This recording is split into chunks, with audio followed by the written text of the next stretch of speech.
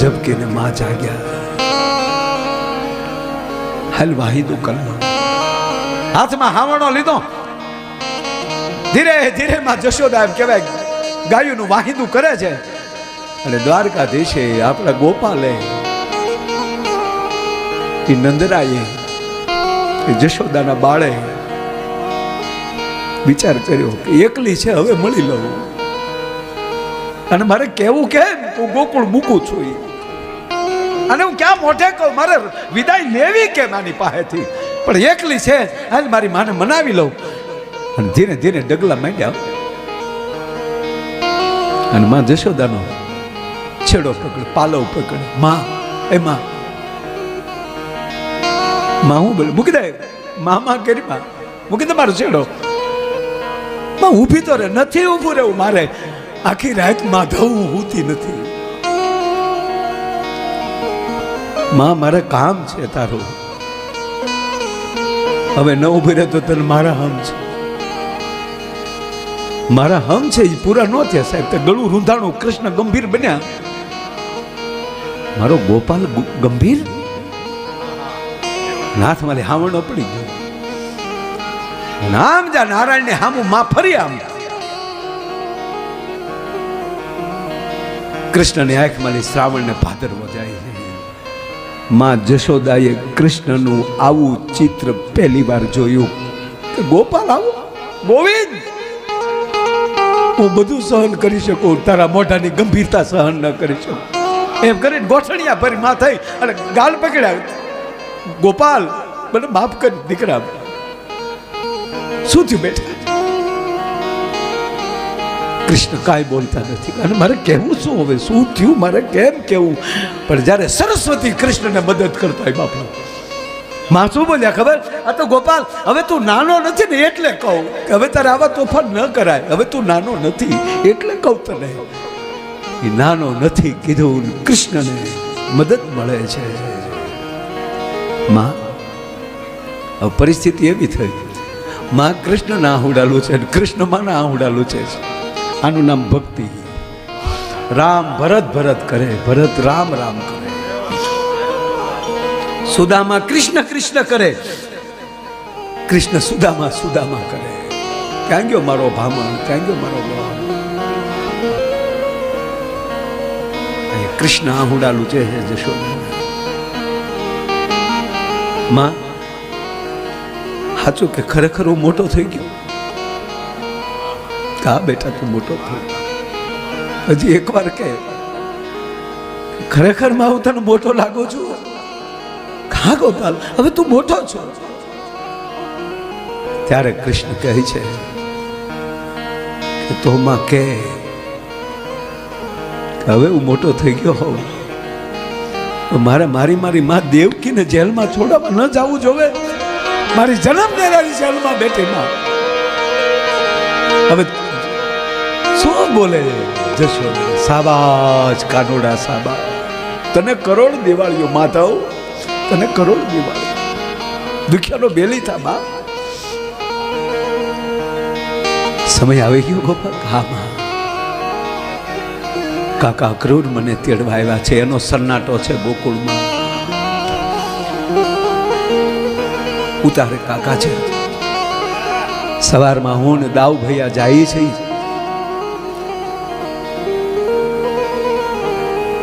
બાબા આવે છે, નંદ બાબા આવે છે. પણ અત્યારે મારા નંદરાય મારા બાબાને ન કહેતા. તા તો બાબો થાંભલીને બધ ભરીને ઉભેલો. ગોપાલ હું અહીંયા ઊભો છું.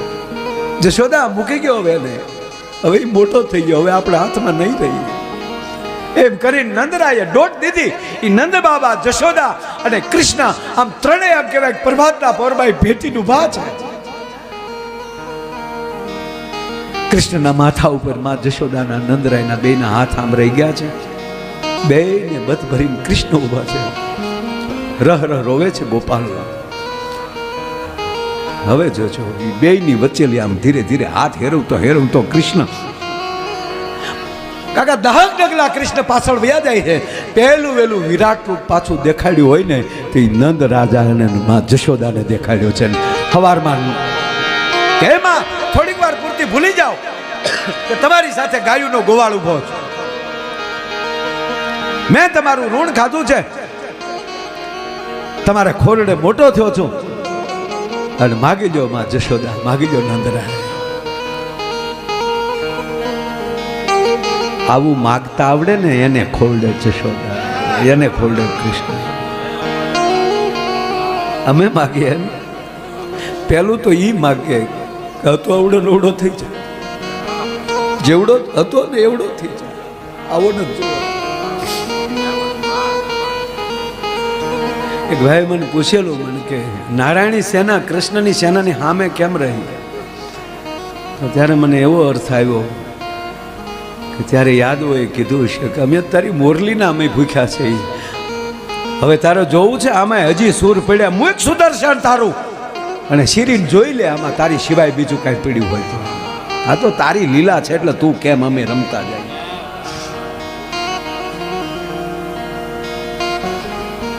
માં જશોદાને કહે છે માગ જશોદા.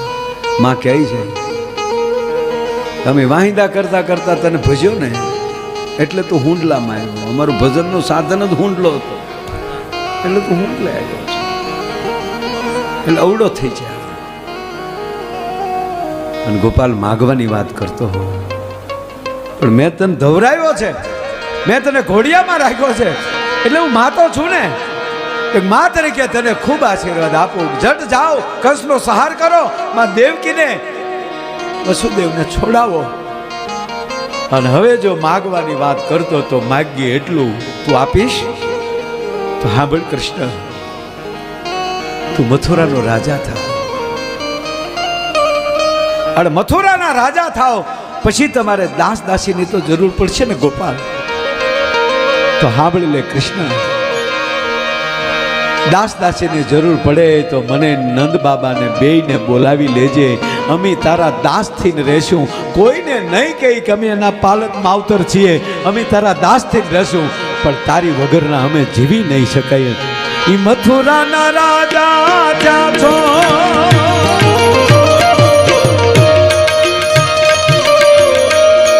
ગોવાળોને ભૂલી ગયા છો.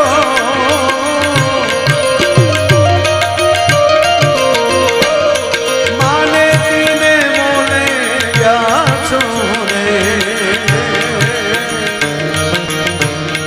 એવો ધાજી મારા વાલાને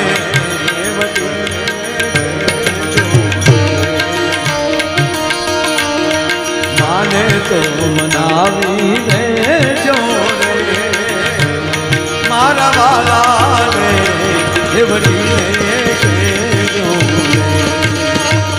મારા વાલાને વઢીને જો રે, મારા વાલાને વઢીને.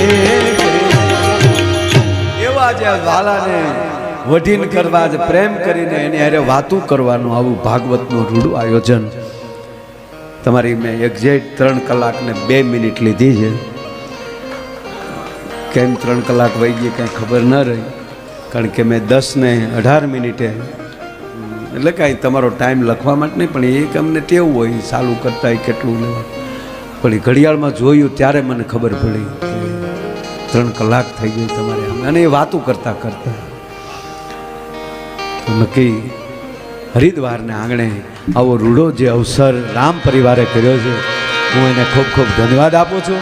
અમે આનંદ થયો છે, અને મેં પણ મારી વાણી રૂપી આહુતિ આપવાનો મને પણ આ ભગવત યજ્ઞમાં મોકો મળ્યો, એનો મારી જાતને હું પણ ધન્ય હોઉં છું.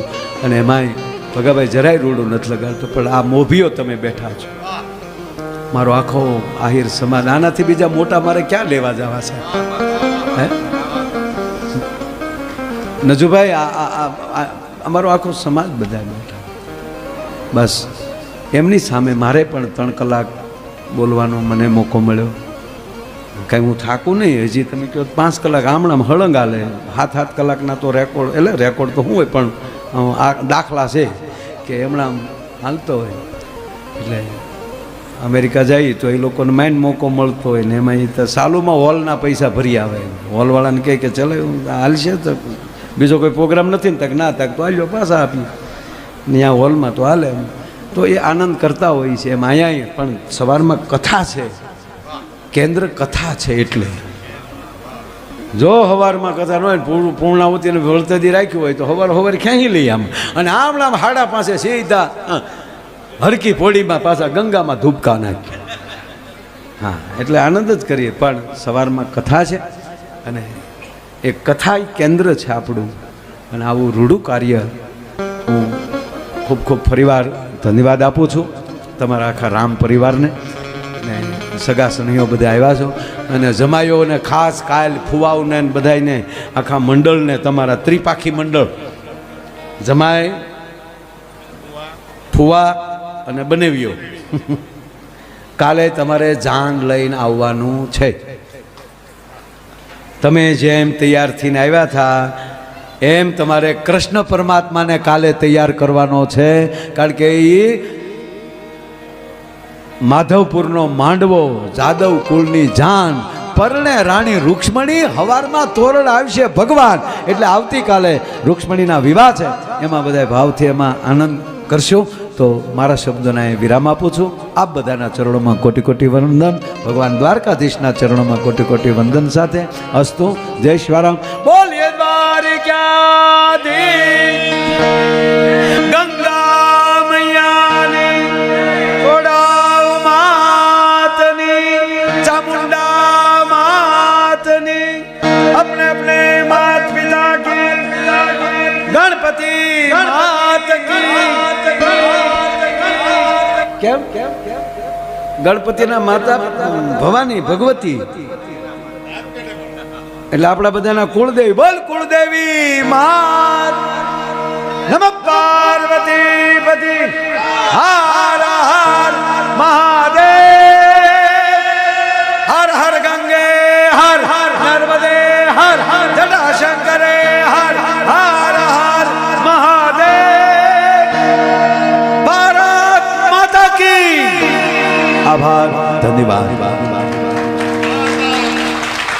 પ્રોગ્રામ એટલે પૂરો ખાલી છેલ્લી એક મિનિટ છેલ્લી એક સમાચાર દેતા હું ભૂલી ગયો અમારે બેઠા બેઠા વાત થઈ ચાલુ કથા કે ખૂબ ભણેલા માણસો હોય એસપી સાહેબ કોઈ તો અમુક આધ્યાત્મિકતાને સ્વીકારે નહીં પણ સુનિતા વિલિયમજી છે એવડું તો એ તો કેવડી વાત કહેવાય કે સતત આકાશમાં એ દીકરી અને હમણાં એનું યાન લઈને ગયા તો એ તો અમેરિકાનું નાસા કંપનીમાંથી ગયા તો હારે તો અમેરિકનના જ્ઞાનાય વૈજ્ઞાનિક હતા ને ભારતના તો આ એક જ બેન સુનિતાજી એટલે એનું યાન ભૂલું પડ્યું ને આપ જાણો છો કે એને જવાનું હતું 15 દી પૂરતું અને કેટલા મહિના આવ્યા 9 મહિના આકાશમાં રહી દીકરી અને પછી 9 મહિના આશા છૂટી ગઈ હતી કોન્ટેક્ટ વયા ગયા હતા બધા અને 9 મહિના જે આવ્યા એના ગામમાં મારો પ્રોગ્રામ હતો ઝુલાસણ